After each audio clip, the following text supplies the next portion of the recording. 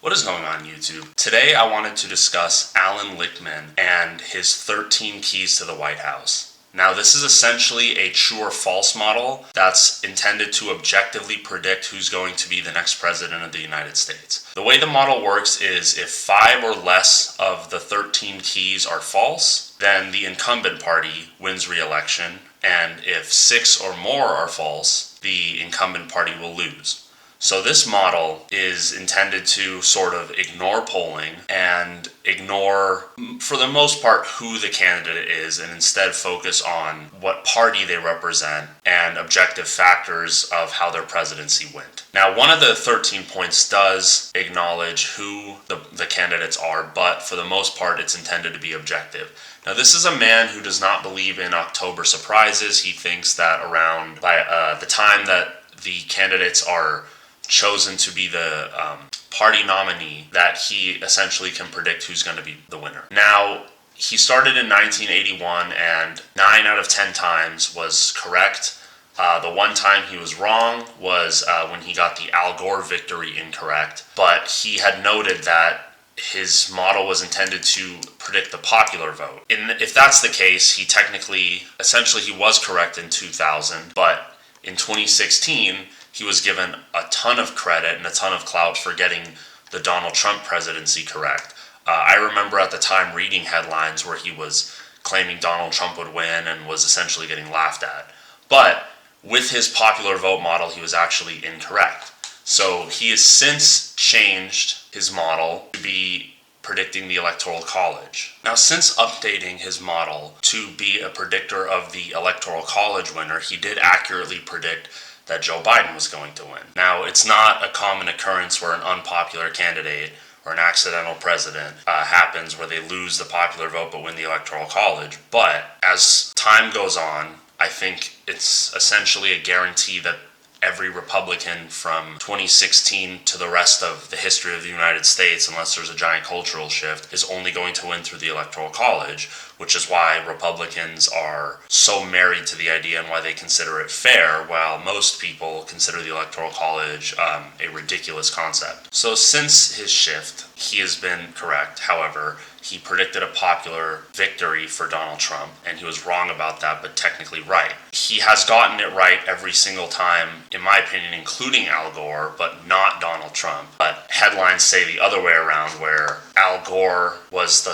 one time he was wrong and Trump was another time he was right. So Allan Lichtman is not an ironclad predictor. However, I personally do adhere to his 13 keys, and I believe that whatever his prediction ends up being is usually right. However, I would like to go through those 13 keys right now and discuss what I think is going to happen this election and go into his prediction. Now, the headline of his prediction is a little bit old at this point, so you probably already know. If you're like me and you essentially, you keep an eye on polling, but you wait for Allan Lichtman's call and see what he's thinking, then you probably already know, but let's take a look at the 13. So if we take a look here at the 13 keys, this first one is party mandate, which is which party controls Congress, and if the control of Congress grew since the past election. Now, as you guys remember, Democrats took the House in 2018. They took the Senate in 2020 with a tiebreaker control, essentially, where Kamala Harris's tiebreaker vote was the only way they had the majority. And then in 2022, they lost the House. Allan Lichtman is putting that key as false. So we're currently at 1 out of 5 that we're allowed to have false before we lose the presidency. Now, the next key is no primary contest, which is true. There was no primary for the president. A bit skeevy, if you ask me, that Joe Biden ran unopposed and then dropped out once primary season was over so that Kamala Harris could take over. But essentially, there was a forced no primary contest. So that's the first point that I want to discuss, because in the past, all of these other times, there was an obvious incumbent president running for re-election. In Hillary Clinton's case, there was a serious primary contest with Bernie Sanders and other Democrats, but Obama ran unopposed on the Democrat side, which was the incumbent party. McCain, which was the incumbent party, ran unopposed. Bush, Donald Trump in 2020. There was no Republican primary in 2020. But in 2024, there was technically no primary. But that doesn't, it's not like voters look at these 13 keys and go, oh, there was no primary contest. Well, let me just vote for Kamala. So in order to give this one a true, I think the intention behind no primary, which is that there is an obvious candidate that people want, which was Joe Biden. Technically, it's Biden-Harris, right? But people vote for the president, not the VP, typically. So this one's a bit iffy. It's true on technicality, but I don't believe it's true in spirit. Had Joe Biden dropped out a year ago, he had given people ample time to say, hey, I'm not going to run for president, instead of lying to us over and over again and saying, hey, I'm not dropping out. Mind you, 9 days before he dropped out, he promised us he was not going to drop out. So there could have been a primary contest. So I don't know if it's fair to give this one a true. Incumbent seeking re-election, that is false because Joe Biden dropped out. No third party. So this doesn't mean that no third party exists. It essentially means, is there a serious threat coming from the third party? Which is, I don't know that this one's ever been false. I guess, yeah, the 90s there was, the Green Party was putting some pressure on the Democratic Party. But for the most part, that one is true. Now the next two keys are a strong short-term and strong long-term economy. Previously, COVID had given the long-term economy a hit. This one's based on per capita growth, which we are currently seeing steady per capita growth from the prior administrations. So this one is true. But I wanted to focus on the strong short-term economy. Now, this one is based on whether or not we're in a recession, which technically by economic standards, we are not in a recession, but many people believe that we're currently facing a recession or on the brink of one. We don't have the slowed economic growth to be considered a recession, but many people are upset with the prices of goods, gasoline, groceries. Inflation is out of control. So in my opinion, to call this a strong short-term economy when everyone's complaining that their jobs aren't good enough, 6 figures is nothing, I don't know that this one's a true. So in my opinion, we're already at 2 trues that I could see being considered falses. Here we're looking at major policy change, which under the Biden administration, he did take us out of COVID-19. People were not upset about that, I'll say. We went into the ending of the Trump administration with masks on. With Biden's Build Back Better plan, there's some argument to say that there is major policy change. We did lose Roe v. Wade under Biden, which is a bad look on Biden if you look at it that way, that he allowed it to happen under his watch, or it's a bad look on Trump because Trump set the stage to lose Roe v. Wade. But I'm fine giving the major policy change a true. No social unrest is also dubious. So this is the third true that I want to give a false because, as you know, Biden's handling of Gaza was a disaster. There were protests all across the United States, constantly student encampments or student camps on campuses, 40,000 dead, one of the worst humanitarian crises in the history of the planet under Biden's watch, and he continues to give aid to Israel, and he continues to promote that genocidal state. So to say that there was no social unrest it's disingenuous, especially considering the George Floyd riots, which were significantly shorter in time than the protests for Gaza. That's enough to give Trump a false. I believe that there definitely was social unrest for the Biden administration. So third true that I believe is a false, and if we look at that in that way, we're already at 5. However, according to Lichtman's own prediction, we're at 2. No scandal, that's true. There is the Ukraine stuff. That stuff was kind of big in the news with Hunter Biden. That was big in the news in 2019. It essentially disappeared before Biden won, and is also not tied directly to Kamala Harris, so that's fine giving that one a true. We're looking at this no foreign or military failure. Likely false. Now that one's fair because Ukraine and Israel, both military failures. He does note that the key can be turned if Israel and Hamas agree to a ceasefire. Despite Hamas's best efforts, Israel refuses to adhere to any ceasefire agreement, so there will not be a ceasefire before the election. That is guaranteed. Was never really a chance of it happening, so likely false. I think at this point it's fair to say it is false. A lot of Americans are unhappy with the aid to Ukraine.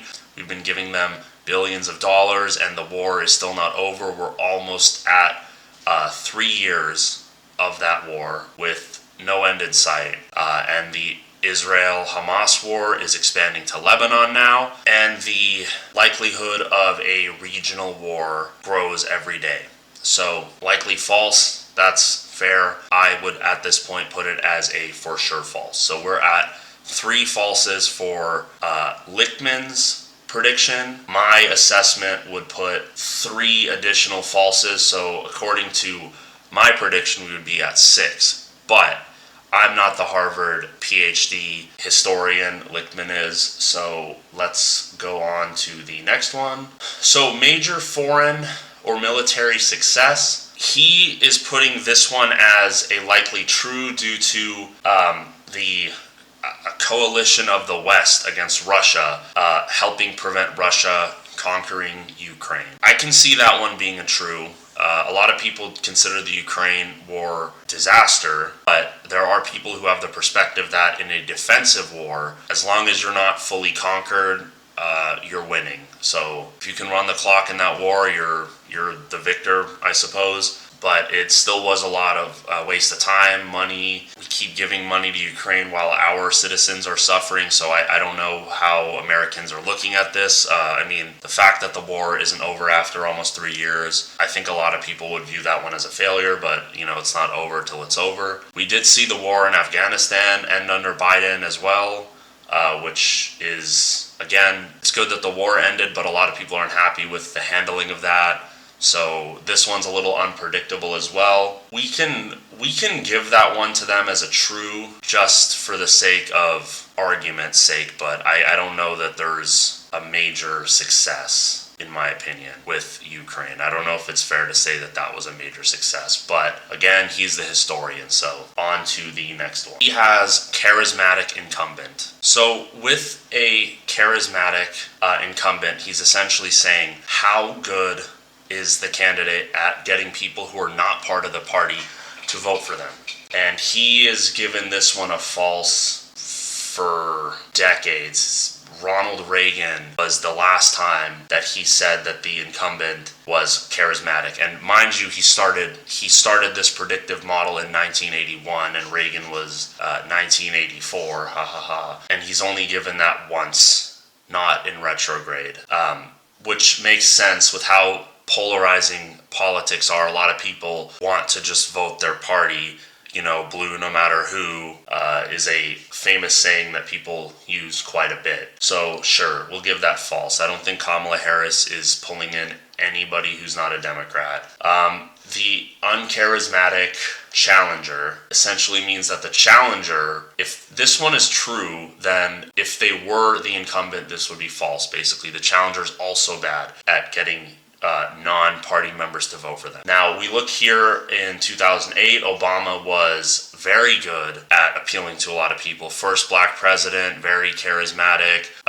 hope. A lot of people wanted Obama. They wanted to see what this guy was all about. They were tired of Bush-era politics and the war in Iraq. So he had a false, but by 2012, it was switched to true. Even here, it's noted that Obama exuded charisma in 2008, but failed to have the same success in 2012. So by 2012, people were already sick of him, and they did not believe he had that charisma anymore.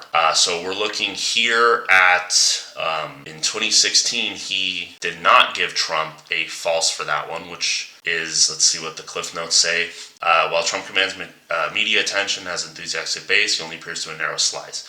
Okay, so that one's interesting. In 2016, I probably would have given Trump that appeal, as I was hearing about a lot of non-voters. Again, not data-driven, just anecdotal, but I was hearing about a lot of non-voters who were interested in what Trump had to say. But in 2024, putting Trump as non-charismatic is absolutely true. It is very quickly became a death sentence to vote for Trump.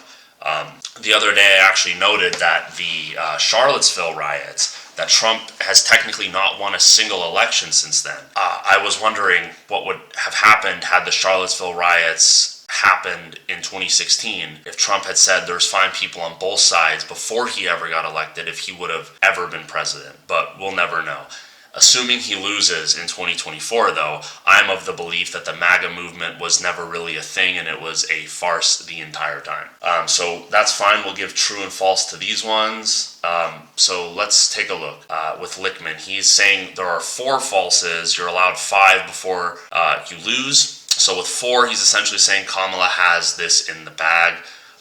If I were to follow this predictive model, because again, I believe that these 13 keys are accurate, but whether a key is true or false, I don't know. That's up for debate. If we look at these as, let's say this is a false, then we're at 5. And if we look at this short-term economy as a false, then we're at 6 and Trump would win. But Americans don't seem too upset about the no primary contest thing, so let's, for argument's sake, keep that as a true. But the short-term economy, let's keep that as a false, because I don't think there's a strong enough argument to say that we're in a strong short-term economy. That puts us at 5. And then no social unrest. That one, he had mentioned that if there was no protests earlier this year, college got back into campus, that he would put this one as a true. But again, with the George Floyd riots, which was enough to give him a false, that was much shorter than the Gaza protests. So I don't know if he's arguing that because they switched presidents that Kamala gets a clean slate. I'm not sure where that's coming from, but there for sure was social unrest, and there for sure is a weak economy, which adds 2 falses, which would put us at 6. Foreign failure, that's obviously false. And then this one, for argument's sake, even if we leave it at true, but the other 2 were firm that those are supposed to be false, it still leaves us at 6. This would put us at 7. So in conclusion, Allan Lichtman believes that Kamala Harris will win re-election based on these 13 keys. Now, if Allan Lichtman ends up being wrong and Trump wins, I'm here to argue in favor of Lichtman's model and say his model's not incorrect, but he was giving Kamala true keys that should have been false. So we'll see what happens. It's early October now. Lichtman says he doesn't believe in October surprises, so his prediction that Kamala Harris will win is pretty much set in stone. So yeah, I'm excited to see how this election plays out. A lot of people need to learn some lessons after this. Kamala Harris is a shifty politician. Donald Trump is a criminal. So we're not exactly, third election cycle since Trump was introduced to the game where it's lesser of 2 evils. So we'll see how it plays out. I'm excited to see who loses, but both presidents, I'm not excited to see what policies they will have. So that's all. Please rate, subscribe. Let me know in the comments what you think, who you're voting for, what you're excited about, least excited about, and I will see you guys around.